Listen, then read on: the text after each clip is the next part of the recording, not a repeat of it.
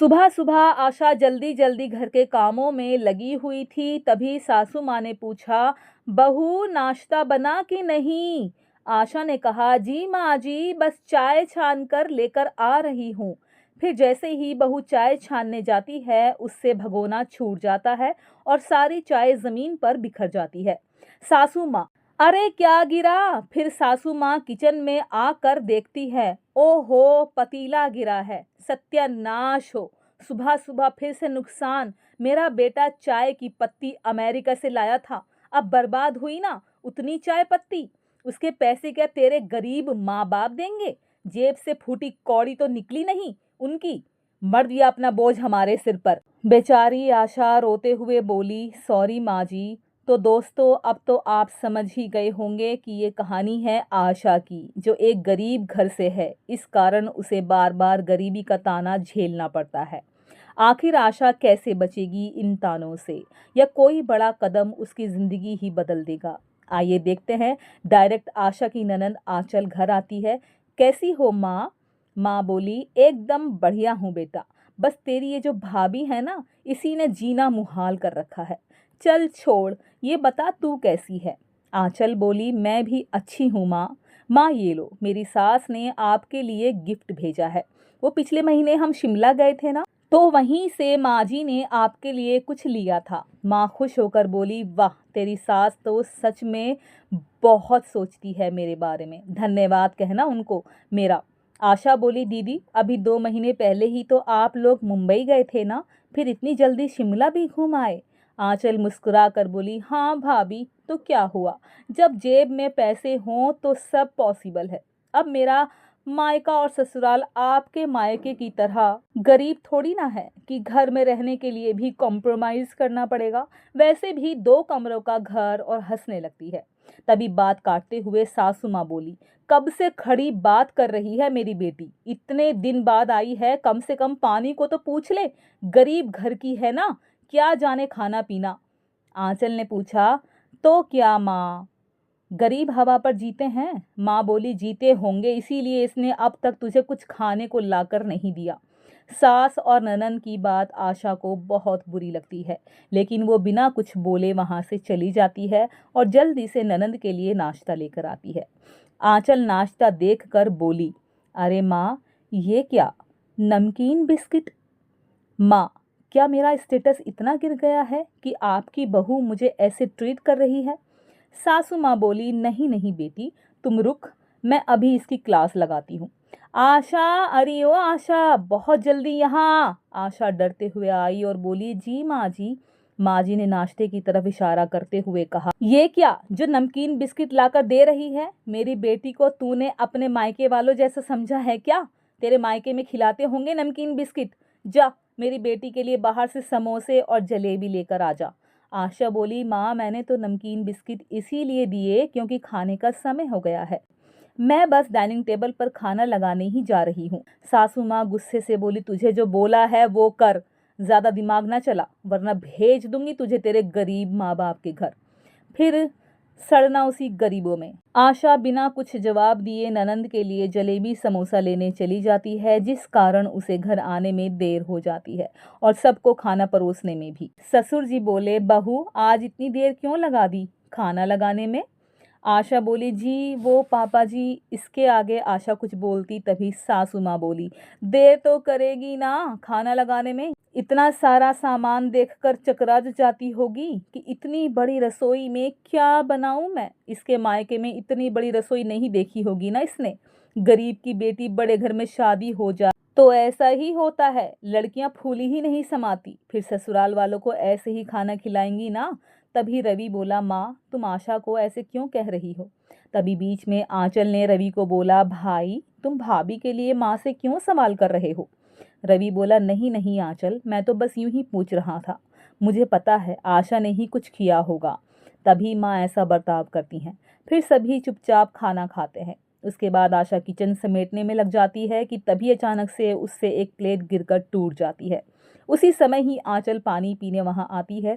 सत्यानाश हो भाभी, आप मोम की गुड़िया हो क्या? एक काम भी ढंग से नहीं कर सकती क्या? आपकी माँ ने कुछ सिखाया नहीं क्या आपको? हाँ, सासू माँ भी वहाँ आकर खड़ी थी और फिर बोली, जब इतने महंगे बर्तन होते इसके यहाँ तब तो माँ सिखाती ना, अब तो धन्ना सेठ के घर आ गई है, अब तो तोड़ फोड़ लगा ही रहेगा, वरना पता कैसे चलेगा कि मायका भले ही गरीब हो, ससुराल वाले तो करोड़पति हैं। आशा अब भी चुपचाप उनकी बातों को सुनकर शांत हो जाती है और किचन का काम निपटाकर वहां से फटाफट सोने चली जाती है। कमरे में रवि उसे देखकर बोला, आशा ये क्या हाल बना रखा है तुमने? आशा बोली, क्यों, क्या हुआ जी? रवि बोला, तुम सारा दिन उदास रहती हो, न ढंग से सजती हो न संवरती हो, अभी कुछ दिन तो हुए हमारी शादी को, फिर ऐसा बर्ताव क्यों करती हो? आशा मुस्कुरा कर बोली, नहीं नहीं कुछ नहीं, घर के कामों में बस समय नहीं मिल पाता। रवि बोलता है, तुम नौकरानी नहीं हो, बहू रानी हो, इस घर की समय नहीं मिलता तो समय निकालो मेरी जान। आशा बोली, जी। वहीं अगले दिन जब आंचल अपने ससुराल जाने लगती है तब माँ जी बोली, ये देख बेटी, मैंने तेरे लिए ये साड़ी लाई है। आंचल बोलती है, ये सब तो ठीक है माँ, लेकिन ये दूसरी इतनी सस्ती सी साड़ी किसके लिए लाई है माँ? माँ बोली, वो तेरी गरीब भाभी है ना, उसके लिए ही है, उसे कहाँ महंगी ब्रांडेड कपड़ों की आदत है, इसीलिए उसके लिए ये लोकल सड़क छाप साड़ी ही ठीक रहेगी। बेटा, फिर दोनों हंसती हैं, सही कहा आपने माँ, अच्छा अब मैं चलती हूँ। फिर आंचल अपने ससुराल चली जाती है, लेकिन आशा अब हर बात पर मायके के ताने सुनकर परेशान हो चुकी थी। फिर एक दिन जब सभी बाहर जा रहे होते हैं तो सासू माँ आकर बोलती है, अरे ओ महारानी, तुम कहाँ चली? आशा बोली, क्यों, आप लोगों के साथ। सासू माँ बोली, ये घर ये कौन संभालेगा, तेरी वो गरीब माँ या बाप? जा जाके घर संभाल, तुझे कहीं नहीं जाना। तभी रवि बोला, लेकिन माँ। रवि की बात काटते हुए माँ जी बोली, कुछ नहीं, बस चल चुपचाप, घर में भी किसी का रहना जरूरी है। बेचारा बेटा अपनी माँ के सामने कुछ नहीं कह पाया। वहीं शाम को रवि आशा से बोला, आशा एक बात बताओ, माँ तुम्हारे साथ ऐसा बर्ताव क्यों करती है? आशा मायूस होकर बोली, क्योंकि मेरा मायका गरीब है, हर बात पर माँ गरीबों का ताना देती हैं। इतना तक कि आंचल दीदी आई थी तो वो भी मेरे माँ पापा के हालात को लेकर बुरा भला कहती थी। रवि बोला, लेकिन ये ठीक नहीं है, मैं माँ से बात करता हूँ। आशा घबरा जाती है और बोलती है, नहीं नहीं जी, फालतू में घर में कलेश होगा और मैं नहीं चाहती कि मेरे कारण घर में कोई भी प्रॉब्लम हो। रवि बोला, ठीक है। वहीं शाम को आशा के माता पिता उससे मिलने आते हैं। सासू माँ उनको देखकर बोली, अरे आप लोग यहाँ कैसे? आशा की माँ बोली, मैं तो बस अपनी बच्ची से मिलने आई थी। सासू माँ मुंह बनाकर बोली, आपको पता नहीं बेटी के ससुराल खाली हाथ नहीं आते? अरे कुछ नहीं तो एक मिठाई का डिब्बा ही ले आते। बैठिए, मैं आशा को बुलाकर लाती हूँ। अरे आप सोफे पर बैठने कहाँ जा रहे हो, यहाँ जमीन पर बैठिए। आशा के पिताजी बोले, यहाँ जमीन पर? तो माँ जी बोली, हाँ यहाँ जमीन पर। फिर वो आशा को बुलाती हैं। वहीं आशा अपने माता पिता को जमीन पर बैठा देखकर काफी हैरान होती है। आशा बोली, माँ पापा आप यहाँ क्यों बैठे हो, उठो, आप मेरे कमरे में चलो। तभी सासू माँ आ जाती हैं और बोलती हैं, कहीं नहीं जाएंगे ये लोग, तू यहीं मिल ले और यहीं से ही विदा कर। आशा अपने माँ पापा से बोली, आप लोग यहाँ क्यों बैठे थे? आशा की माँ बोली, ये सब छोड़ बेटी, मैं तो तुझसे मिलने आई थी, बहुत दिन हो गए ना तुझे देखे, तो बस मन किया कि आकर मिलने। आशा के पापा भी बोले, हाँ बेटा, अब दिल को सुकून मिला तुझसे मिलकर, अब हम चलते हैं। माता पिता तो वहाँ से चले जाते हैं, लेकिन अब आशा का गुस्सा फूट पड़ता है और वह ये निश्चय कर लेती है कि सास को सबक सिखाकर ही रहेगी। अब आशा कोई काम ढंग से नहीं करती और सास जो काम करने जाए उसे भी बिगाड़ देती और फिर सास का डायलॉग सास को ही चिपका देती थी। एक दिन सास के हाथ से उसका मोबाइल गिर जाता है। वो बोली, अरे ये तो गिरकर खराब हो गया, बहू ये मोबाइल है, इसको रवि को दे के बनवाने को कह देना। आशा बोली, अपने पति को कहो ना, मेरे पति को क्यों?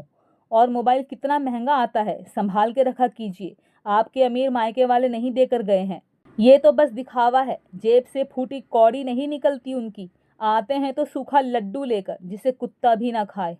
सास बहू को एक तक देखती रह जाती है। ऐसे ही अब हर बात पर बहू सास को जवाब देने लगती है। फिर एक दिन सासू माँ आशा से कहती हैं, आज मेरे भाई भाभी आ रहे हैं, अपनी कैंची जैसी जबान बंद रखना और ढंग से काम करना, कुछ अच्छा खाने में बना लेना। आशा बोली, ठीक है। जिसके बाद बहू किचन के काम में लग जाती है और जब सास के भाई भाभी आते हैं तो लीजिए मामा जी चाय पीजिए और ये लीजिए बिस्किट खाइए। तभी मामी जी बोली, ये बिस्किट तो ये है तो कुत्ते वाले हैं ना, और पानी से कितनी बदबू आ रही है। आशा बोली, हाँ तो क्या हुआ, जमीन के नीचे का पानी है, बहुत अच्छा होता है, और बिस्किट कुत्ते वाले हैं तो क्या हुआ, हम बस स्टेटस मेंटेन करने के लिए सबसे महंगी बिस्किट लाई हूं मैं। सासू माँ के भाई बोले, दीदी क्या है ये, आपने हमारी इंसल्ट करने को बुलाया क्या हमें। माँ जी बोली, अरे नहीं नहीं भैया, ऐसा कुछ नहीं है, बहू जाने क्यों ऐसा कर रही है, शांति से ढंग से काम कर, वरना तुझे भी तेरे टीचर माँ बाप के पास भेज दूंगी। आशा बोलती है, सॉरी माँ जी, मामा मामी चलिए हाथ मुंह धो लीजिए, खाना तैयार है। डाइनिंग टेबल हर प्रकार के खाने से भरा होता है, ये देखकर सभी बहुत खुश होते हैं। चलो बहू ने नाक कटाने से तो बचा लिया, लेकिन मामी एक निवाला खाते ही थू थू करने लगती है और फिर बोलती है, ये क्या, खाने से कितनी स्मेल आ रही है। मामा जी बोले, हाँ बहू, तुमने आज ही इतना खाना बनाया और आज ही इतनी जल्दी खराब हो गया। आशा बड़े प्यार से बोली, नहीं नहीं मामा जी, ये सब खाना तो 1 महीने पुराना है, आज फ्रिज से निकाला ताकि सब खत्म हो जाए। ये देखकर मामा मामी को बहुत गुस्सा आता है। मामी बोली, दीदी आज के बाद अगर आपने हमारी इंसल्ट करानी हो तो कभी घर मत बुलाना। मामा जी बोले, हाँ, और अगर मेहमान की खातिरदारी करनी नहीं आती तो हमारे घर आ जाओ, दीदी हम सिखा देंगे। वैसे भी हम तुम्हारे ससुराल वालों की तरह गरीब नहीं हैं। आज पहली बार सास को गरीबी का ताना मिला था। ये सुनकर सास गुस्से से बौखला जाती है और बहू पर भड़क जाती है और बोलती है, तूने ऐसा जानबूझकर किया ना, मैं सब जानती हूँ। आशा बोली, हाँ जानबूझकर ही किया, ताकि आपको सबक मिले। आपके मायके वालों के साथ गलत हुआ तो आपको गुस्सा आया, आपको गरीबी का ताना मिला तो इतना बुरा लगा, और मेरे बारे में सोचो, जब से आई हूँ एक दिन भी ऐसा नहीं गया जब आपने मेरे मायके वालों को बुरा भला नहीं कहा हो, लेकिन मैंने तो सब सहन किया, के बावजूद आपने मेरे मम्मी पापा की बेइज्जती की, बस उसी का सबक था ये सुनकर सास को अपनी गलती का एहसास होता है और वह आशा से कहती है, माफ़ कर दे मुझे, मेरा दिमाग खराब हो गया था, मैं कभी ऐसा नहीं करूंगी। जिसके बाद सास बहू को गरीब मायके का ताना देना बंद कर देती है और हंसी खुशी से अपनी बहू को रखती है। दोस्तों, कहानी पसंद आई तो लाइक शेयर ज़रूर करना और हमारे चैनल आनी ऑफिशियल कहानियाँ को भी सब्सक्राइब ज़रूर करें, और हाँ, बेल आइकन भी प्रेस कर दो ताकि आने वाली कहानियों की नोटिफिकेशन मिल सके। धन्यवाद दोस्तों।